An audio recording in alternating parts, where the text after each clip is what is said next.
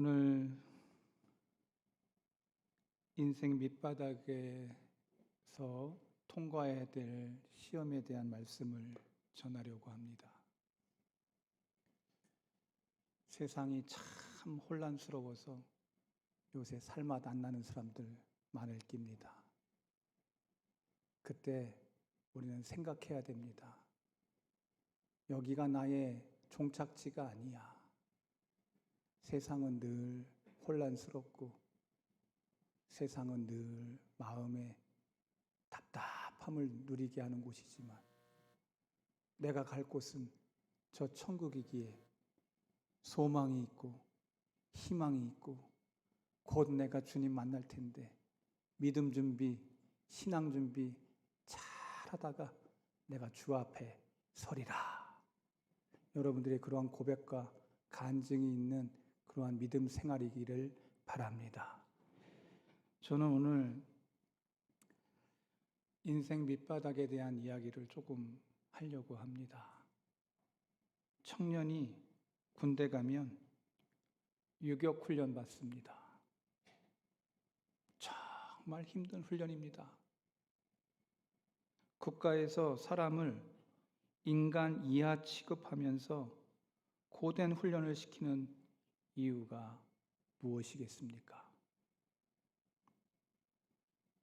적과의 전쟁에서 승리할 수 있는 훌륭한 군인을 만들기 위해서 그러한 지독한 훈련을 시키는 겁니다. 제 아들도 육군 하사 갔다 왔습니다. 계급이 낮다고요? 제 아들 보면서 기특해 했습니다. 그래, 나라의 복무 잘했다. 아빠, 나 무지하게 힘들었어 이러더라고요. 그럼 아빠는 오죽했겠냐. 이 얘기가 여기까지 나오고 싶었는데 안 했습니다. 이렇게 힘을 돋우려고. 그래, 잘 갔다 왔어. 세상을 살면서 훈련 없이 되는 게 무엇이 있겠습니까? 하나님께서 우리를 영적 전쟁에서 승리하게 만들기 위해 때때로 고된 훈련을 시킬 때가 있습니다. 군인이라고 다 유격 훈련 받는 거 아니고 하나님께서도 하나님의 계획에 따라 어떤 사람은 군인들이 인간 이하의 취급을 받으며 유격 훈련을 받는 것처럼 하나님의 사람들도 인생 밑바닥에 떨어뜨려서 훈련을 시킬 때가 많다는 것입니다. 우리가 잘 아는 요셉 17살에 팔립니다. 청소년기 때 아버지 어머니의 그 사랑이 그리워야 될 그 시간에 그는 종으로 팔립니다. 죽음의 웅덩이에 떨어뜨렸어요. 그것도 자기와 피를 같이 나눴던 형제들이 밉다고 구덩이에 빠뜨렸습니다. 이제는 노예로 팔려갑니다. 인간 이하의 취급을 받았습니다. 그런데 그 주인의 아내가 노예가 너무 이뻐 보이고 착해 보이고 지혜로워 보이니 얘를 내가 한번 장난감으로 한번 가지고 놀아볼까? 보디발의 아내가 덤벼듭니다. 남자들에게 있어서 피가 끓는 젊은이에게 그 보디발의 아내가 얼마나 이쁜 사람이었겠어요. 지금으로 얘기하면 경호처장의 와이프인데 웬만한 여자 데리고 살았겠어요. 그 여인이 날마다 요셉에게 다가와서 청합니다. 락하자. 즐겁게 나와 함께 락하자. 요셉이 뭐라고 얘기합니까? 내가 하나님 앞에서 이 악을 행할 수 없다고 얘기하지 않습니까? 악하자, 악하자. 한 단어 속에 비극이 지나갑니다. 한 여인은 자꾸 꼬시고 한 사람은 하나님 앞에서 이 악을 행할 수 없다고 하며 그 자리에서 옷을 벗고 도망갑니다. 여러분요, 여러분 같으면 어떤 입장입니까? 여기 100이면 100 남자 머스마들은 아마 넘어갈 사람 많을걸요. 지금 상당히 거룩해 보이고 정직해 보이고 멋져 보이고 다 그렇게 해도 이 여자가 덤벼들면 무섭습니다. 근데 요셉은 거기서 하나님을 기억합니다. 이 악을 나는 행할 수 없다고 거절을 합니다. 우리 너무 다 잘 알아요. 아는데 현장에 있으면 사람이 달라져. 아는데 그것이 믿음으로 기도하지 않고 신앙으로 살지 않으면 그것이 안 드러나. 우리 광성의 교우들 기도하는 사람들인 줄로 믿습니다. 광성의 우리 교우들 성경 보는 사람들인 줄로 믿습니다. 가장 어려울 때 믿음이 드러납니다. 요셉은 하나님을 기억했습니다. 그래서 그는 감옥에 갑니다. 13년을 죽을 고생을 합니다. 밑바닥 중에 밑바닥을 경험합니다. 그런데 하나님께서 예비해 놓은 두 사람을 통하여 그는 총리가 됩니다. 포도주 담당하는 담당자, 떡을 담당하는 담당자. 그 사람의 꿈을 해석해 줌으로써 그가 등극할 수 있는 길을 하나님이 열어놓으셨습니다. 여러분, 요셉에게만 이 훈련이 있었습니까? 아니에요. 하나님의 사람들은 다 이 밑바닥 훈련을 시킨다는 것입니다. 모세는 어떻습니까? 다윗은 어떻습니까? 다 한결같이 밑바닥에 훈련을 시키셔서 하나님의 위대한 리더로 쓰시는 줄로 믿습니다. 우리 광성의 교우들 가운데 왜 나는 이렇게 힘드냐? 왜 나는 이렇게 어렵냐? 나는 왜 이렇게 삶이 저 사람들처럼 저렇게 멋지지 않고 밑바닥처럼 보이냐? 이런 사람이 있다면 말씀 속에서 믿음으로 일어날 수 있기를 바랍니다. 성경은요, 모든 이에게 공평해요. 하나님의 뜻을 성취하는 주인공으로 쓰실 때 하나님이 훈련 없이 안 쓰신다는 거예요.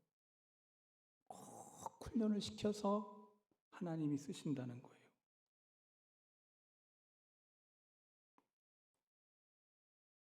저와 여러분들도 이 세상 살면서 밑바닥이 있다면 그 훈련 속에서 이 말씀들이 기억나기를 바랍니다. 모세, 다윗 다 한결같이 이 길을 걸어갑니다. 요나, 욥, 다니엘, 예레미야, 룻, 에스더, 여기 그 성경에 믿음의 사람 다 이야기해야 아멘이 나올라나?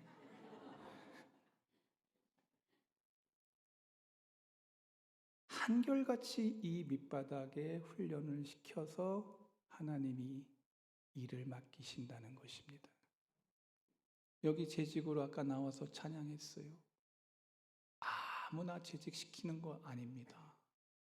하나님이 훈련시켜셔서 방송교회 한 영혼 한 영혼을 향한 사랑하는 마음을 갖고 예수님의 마음을 품을 수 있도록 훈련시켜서 그렇게 하나님 앞에서 나와가지고 찬양한 줄로 믿습니다.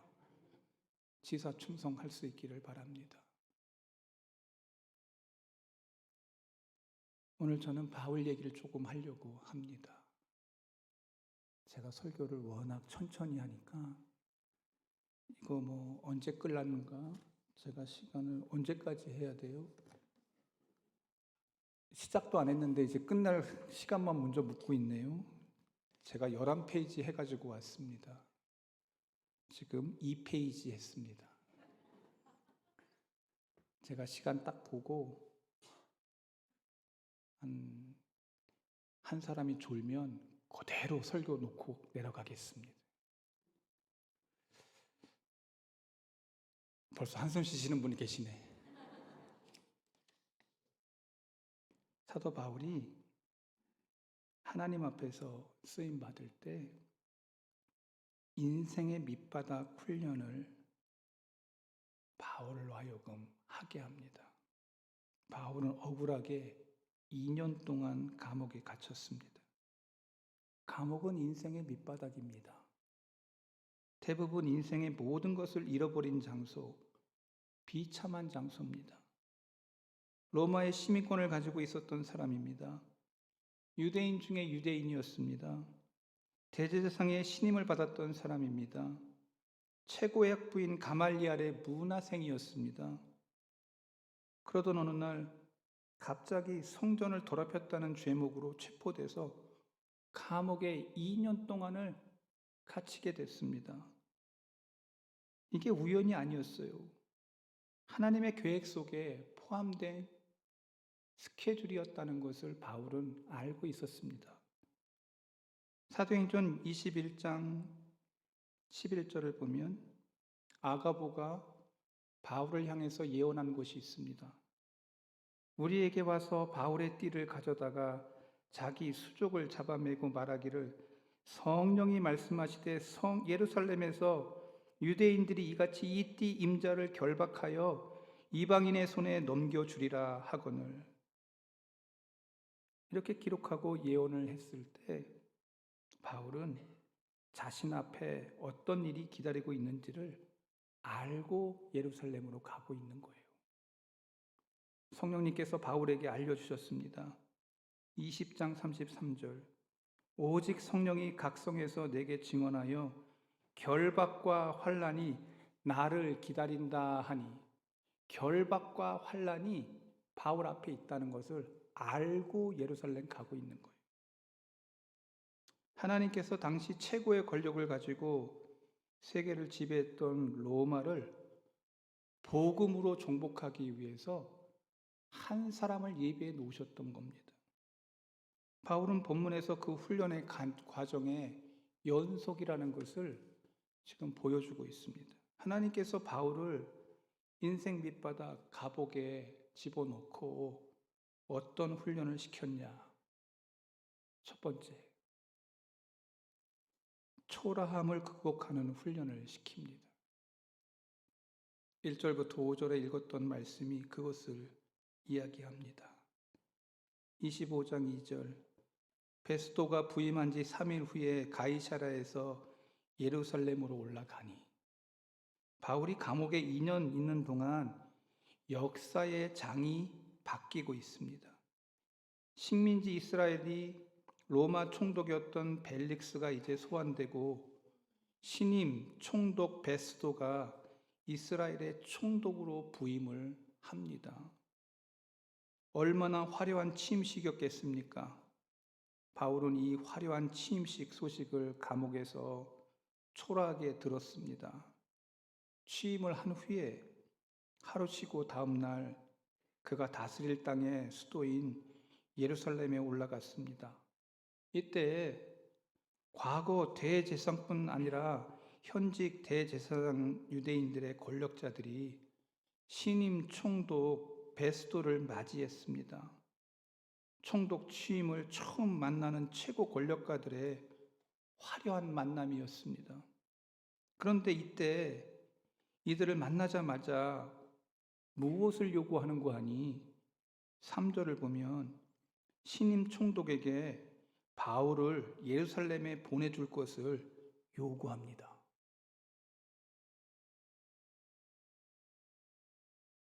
처음 왔는데 총독에게 요구하는 게 바울을 우리에게 보내라. 왜 그러냐? 3절에 그 이유가 나와 있습니다. 베스도의 호의로 바울을 예루살렘으로 옮기기를 청하니 이는 길에 매복하였다가 그를 죽이고자 합니다. 예루살렘으로 내려올 때 바울을 죽이려고 매복한 강도들을 준비해 놨던 거예요. 하도 유대교를 힘들게 하니 저 이단자 바울을 죽여야 되겠다. 길에서 강도처럼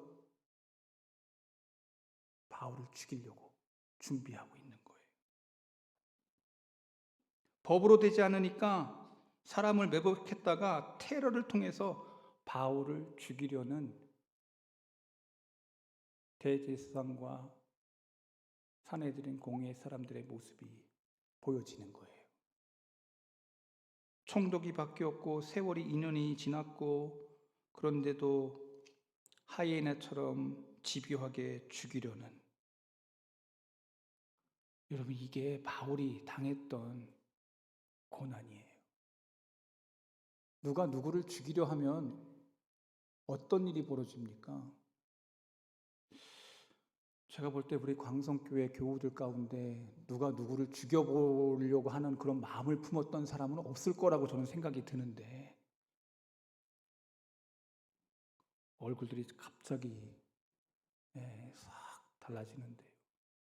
여러분, 옆에 있는 사람 얼마나 무서운 사람인지 아십니까? 옆에 사람 얼굴 보세요. 이 사람 속에 호랑이가 들어 있습니다. 이 사람 속에 사자가 들어 있습니다. 이 사람 속에 엄청나게 무서운 사람이 들어 있어요.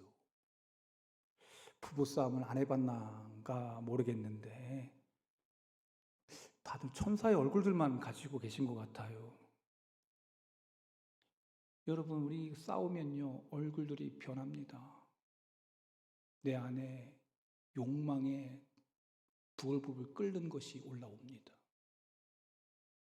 사람과 사람끼리도 누가 누구를 죽이려 할 때 얼굴이 변합니다. 근데 지금 이 유대인들 당국자들이 바울에 대한 그 살기가 너무나도 등등했던 거예요. 내가 저놈을 죽여야 되겠다. 한번 가졌던 그 마음이 변하지 않습니다. 여러분, 그게 인간의 죄성을 가진 인간들이 갖는 마음들입니다. 세상 보세요. 정치적으로 적이 되면 그 사람이 죽을 때까지 싸우는 것이 세상입니다. 우리는 그 세상을 지금 보고 있어요. 성경에도 지금 바울이 죽음의 그러한 서슬퍼름이 느껴지고 있는 거예요.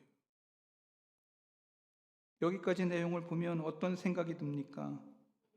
저는 화려한 세상의 권력자들의 등극과 그들의 놀잇감처럼 취급받는 초라할 대로 초라한 바울의 모습이 성경에 그려지고 있습니다. 로마의 권력자는 정치적인 권력을 자랑합니다. 유대인들의 율법을 자랑합니다. 바울은 자랑할 것이 나를 위하여 십자가에서 달리신 예수님을 자랑합니다. 세상 사람들은 우리와 같이 나무에 달린 예수님을 자랑하는 족속들에 대하여 좋아하지 않습니다. 가장 힘 없는 자들이라고 생각해요. 거대하고 화려한 문명 앞에서 십자가는 참으로 초라할 수 있습니다. 나무 십자가를 증거하는 자신 역시 그것도 죄인의 모습으로 지극히 초라할 수 있는, 어쩌면 바울도 예수님만 믿지 않았다면 그는 화려한 자리에 초청을 받을 수 있는 사람이었을 수 있을 것입니다. 그런데 다메섹 도상에서 예수님 만나고 변화되어 새 사람 되어 눈이 열리고 나니 내가 살았던 그 세상은 세상이 아닌 거야. 내가 누리는 그 권력은 아무것도 아닌 거야. 물안개와 같이 거치는 거야. 내가 영원히 누려야 될 곳은 이곳이 아니야. 깨닫게 된 것입니다. 내가 있어야 될 곳은 예수님과 함께 있는 영광스러운 보좌 앞이요. 내 눈이 열리고 나서, 믿음의 눈이 열리고 나서, 신앙의 눈이 열리고 나서 참혹한 그 현장 속에 있어도 위로받을 수 있는 것은 내 바라볼 천성이 저 안에 있고 주님 앞에 설 내 믿음이 있다는 것을 보게 된 거예요. 여러분, 저와 여러분 다 그런 사람들 아닙니까? 주님 만나서 변화된 사람들 아닙니까? 저와 여러분들이 변화의 역사는 주님으로부터인 줄로 믿습니다. 주님을 믿었기 때문에 변화된 거예요. 내가 생각했던 이 세상의 어떤 권력의 그 위로 올라가는 그런 것에 대한 소망보다도 주님 앞에 설 것에 대한 두려움이, 믿음의 두려움이 있는 거예요. 영혼의 두려움이 있는 거예요. 영혼의 감각이 깨어난 거예요.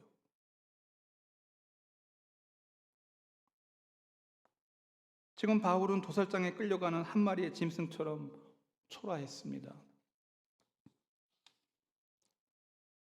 어떤 사람은 대통령이 됐는데 감옥에 갇혀서 그 사람을 죽일까 살릴까 논란하는 대상이 된다면 얼마나 비참하겠습니까? 바울이 젊을 때가 아니에요. 노년의 때였습니다. 인생을 거의 다 살고 이제 주님이 부르실 날이 가까운 때에 감옥에 갇혀 있어. 아이의 초라함은 어머니의 주의를 끌고, 노숙자의 초라함은 구제하는 사람들의 동정을 이끌고, 청년의 초라함은 젊은 처녀의 주의를 끌어 동정을 살 수 있지만, 노인의 초라함은 그 누구의 주의도 끌지 못합니다. 그래서 저는 우리 집사람 자꾸 커 보여요. 얘 없으면 난 어떻게 사나? 나이 드신 우리 어르신들은, 아내 되시는 분들, 내가 말로 표현 못하겠어. 업고 사시기 바랍니다.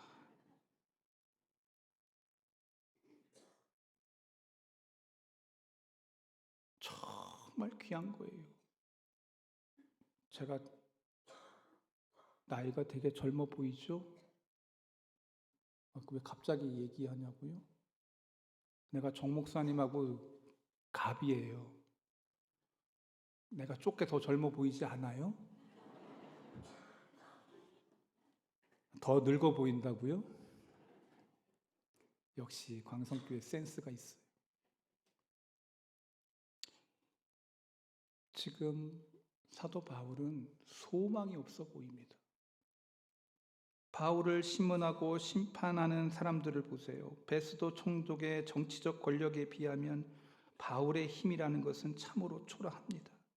새 총독의 어깨를 같이하고 바울의 생명을 좌지우지하는 화려한 종교적의 권력을 가지고 있는 대제사장과 유대인들의 권력자들의 앞에서 바울의 종교적인 힘은 얼마나 초라합니까? 그들의 놀이객감처럼 이리 끌리고 저리 끌리면서 세 번째 신문을 받고 있는 바울의 모습은 얼마나 초라합니까? 우리도 때로는 사명을 이루기 위해 인생의 밑바닥의 초라함을 극복하는 훈련을 받아야 합니다. 현대인들은요, 초라함을 견디는 거 못합니다. 집도 화려한 큰 집을 좋아합니다. 차도 큰 차를 타고 교회도 크고 화려한 교회를 다녀야 됩니다. 그러나 한 시대 지도자로 쓰임받기 위해서 빈곤에 처할 줄도 알고 부유함에 처할 줄도 알아. 배고파 보지 못한 사람들은 가난한 사람들의 심정을 이해하지 못합니다. 하나님께서 모세를 사용하기 위해서 화려하게 살고 싶었던 그를 인생의 밑바닥에 떨어뜨려서 초라함을 극복하는 훈련을 시키셨습니다. 왜 그렇습니까? 목동이 돼서 보아야 할 무수한 많은 백성들을 이해하기 위해서 무수한 양들과 염소를 준비해 놨습니다. 40년 몰고 나니까 양이나 사람이나, 양이나 염소나, 양이나 소나, 그 다음에 양이나 인간이나 40년의 그 훈련을 통해서 하나님은 모세를 그 초라함 속에서 리더 중에 리더로 하나님이 세우신 줄로 믿습니다. 왜 그렇습니까? 무수히 많은 억울한 사람들, 초라한 사람들 다스려야 될 그러한 자리로 만들기 위해서 그렇게 훈련을 시켰다는 것입니다. 때로는 하나님께서 선지자들을 감옥에 집어넣기도 합니다. 하나님의 사람들을 포로로 잡혀가기도 합니다. 극히 파탄의 상황으로 몰아넣기도 하고 초라함을 극복하는 훈련들을 시킵니다.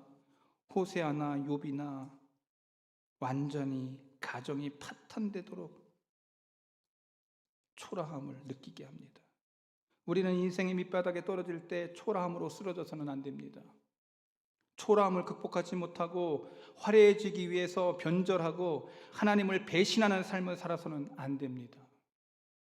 사도 바울을 같이 따랐던 사람들 중에 세상을 좋아해서 바꿔 탄 사람들이 이름이 나와요.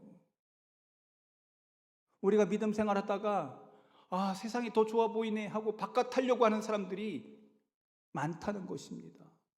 신앙생활하다가 변절하는 사람들이 얼마나 많은지 모든 세대 속에서 저와 여러분이 지금 신앙생활하고 있는 것입니다. 여러분 끝까지 믿음을 지키시기 바랍니다. 주님 앞에 설 때 부끄러움 없이 설 수 있도록, 변절자가 되지 않도록, 내가 이렇게 초라하고 내가 부족해 보이고 내가 능력이 없어 보인다고 하는 그러한 자리에 있다 할지라도 하나님이 날 보고 계실 거야.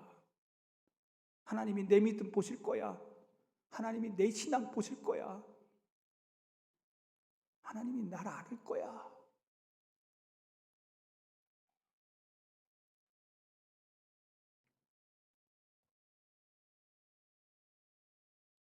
하나님의 사람으로 살아가는데 초라함이 필요하다면 당당하게 그 초라함을 받아들이는 모습이 바울에게 있었습니다. 무엇이 강자인지를 바울을 통해서 보여줍니다. 무엇이 진정 초라한 것인가? 무엇이 진정 화려한 것인가? 분별할 수 있는 훈련을 바울은 받았던 것입니다. 초라한 환경이지만 바울이 결코 자신을 초라하게 느끼지 않았습니다.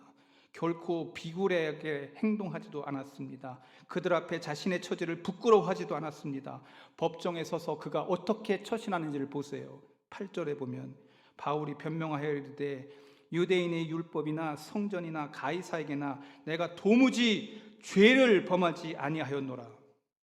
유대인들이 고소하는 것처럼 율법을 어긴 것도 없고 성전을 더럽히지도 않았고 정치적인 혁명을 통해서 폭동을 일으키지도 않았다. 도무지 나는 죄를 범하지 않았다. 유대인의 환심을 사기 위해서 예루살렘에 보내고자 하는 베스도의 요구를 단호하게 거절합니다. 바울은 유대인들에게 불의를 행하지 않았고 죄가 있다면 죽는 거 사양하지 않겠다. 당당하게 말하는 바울의 모습을 보여주고 있습니다. 얼마나 당당합니까? 초라하지 않습니다. 자부심이 있습니다. 예수 믿고 사는 것을 초라하다고 생각해 본 적이 없는 바울의 모습을 보여주고 있습니다. 여러분, 예수 믿는 것은 여러분 마음에 자부심으로 일어날 수 있기를 바랍니다. 왜 그런지 아십니까? 우리는 하나님 앞에 설 거예요. 여러분, 일개 대통령을 앞에 서는 것도 영광스러워가지고 며칠 밤을 지새운다고 하는 사람들도 있었는데 우리는 하나님을 만날 거예요.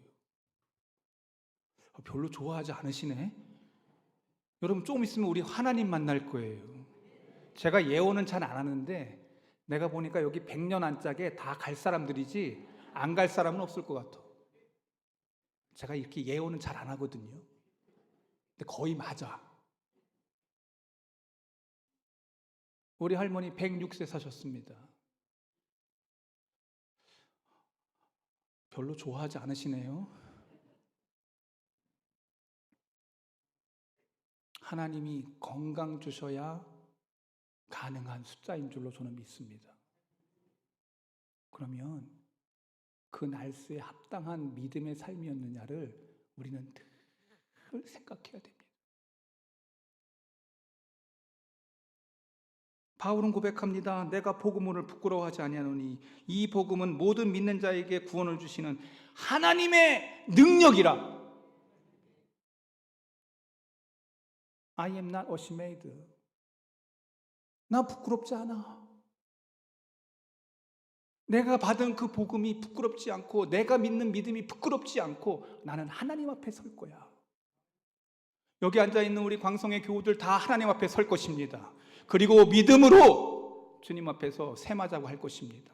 그때 멋지게 잘했어 칭찬받는 귀한 종들 되기를 바랍니다.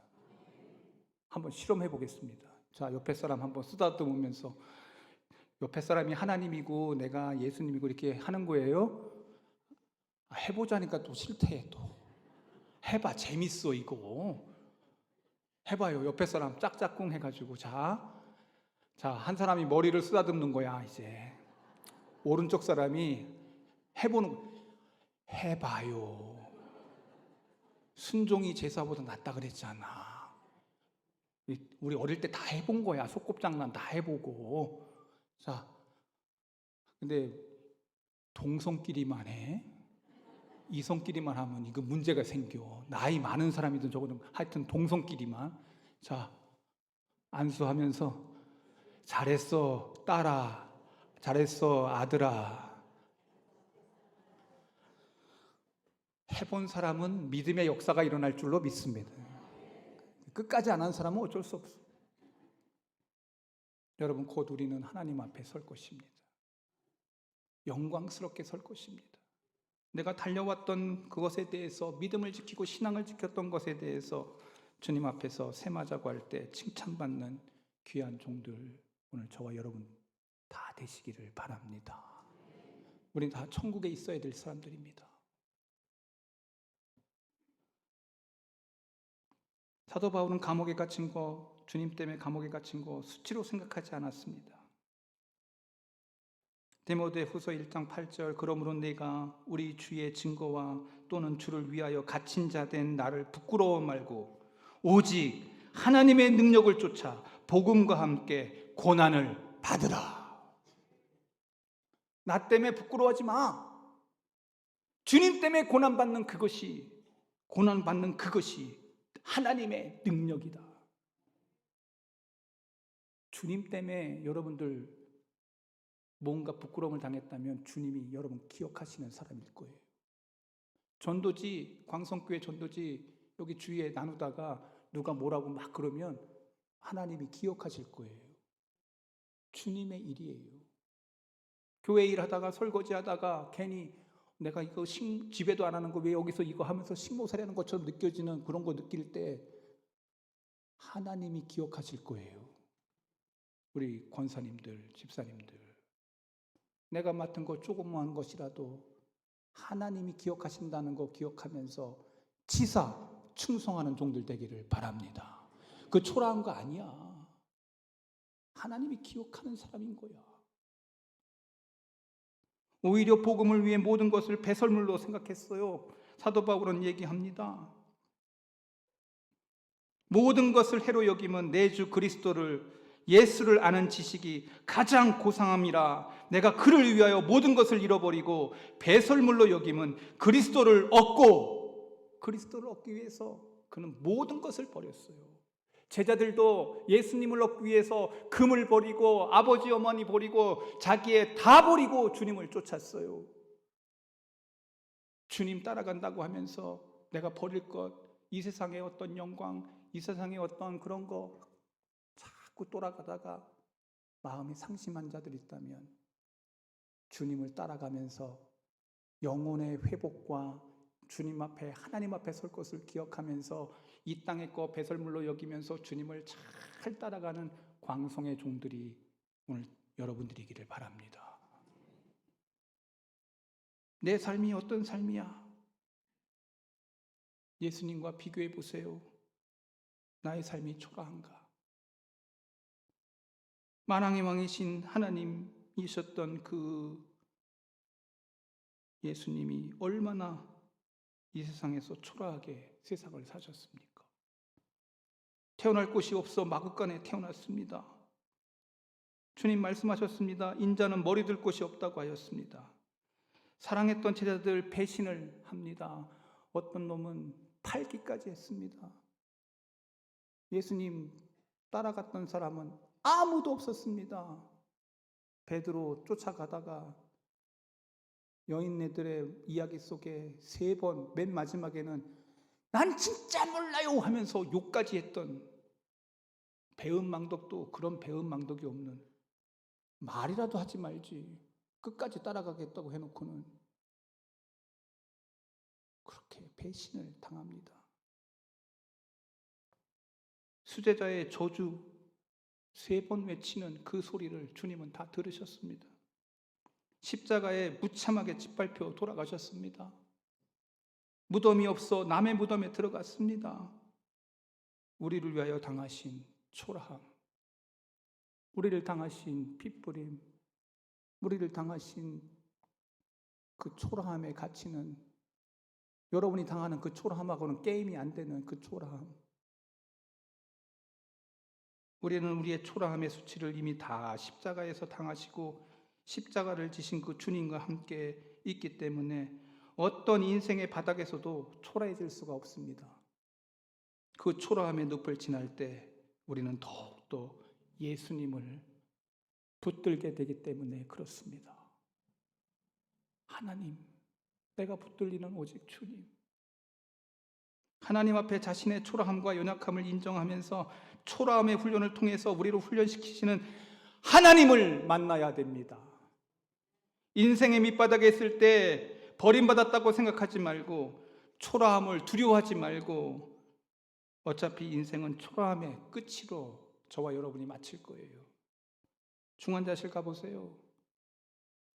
죽음의 현장에 가보세요. 얼마나 초라합니까? 저도 대구에서, 대구 서문교회에서 부목사 생활 10년 했습니다. 대구에서 제일 크다고 하는 교회예요. 제 전공이 장례 담당일 정도로 장례를 치렀습니다.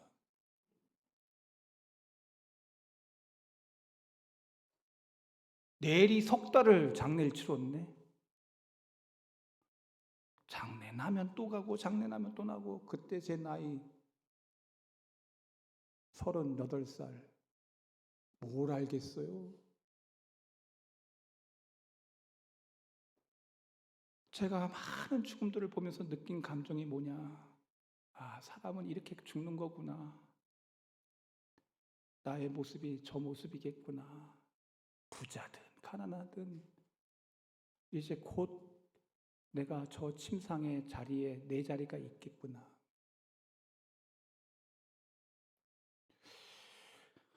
여기 우리 광성의 교우들 가운데 아마 조금 있으면 제 말에 그 예언이 맞을 사람들이 있을 겁니다. 별로 좋아하지 않겠지만. 여러분, 그때 그 자리에서 주님을 바라보시기 바랍니다. 그 자리는 초라한 자리가 아니요, 내가 믿음으로 살았던 마지막의 자리요, 하나님은 나에게 힘을 더하실 것입니다. 믿음으로 산 자들의 마지막의 죽음은 하나님이 가장 기뻐하는 자리라고 성경 말하고 있어요. 위로할 필요가 없어요. 하나님이 천사를 보내서 내 영혼을 부르실 그 자리라는 것을 기억하면서, 내가 어떠한 초라함이 주님과 비교될 수 없는 그러한 것인데, 내가 떠날 때, 하나님이 나를 훈련시키실 때, 내가 그 초라함 속에서도 믿음을 지키고 신앙을 지키고 하나님 앞에 설 그날을 고대하면서 믿음에 충성된 우리 재직들과 우리 광성의 모든 성도들이 되시기를 바랍니다.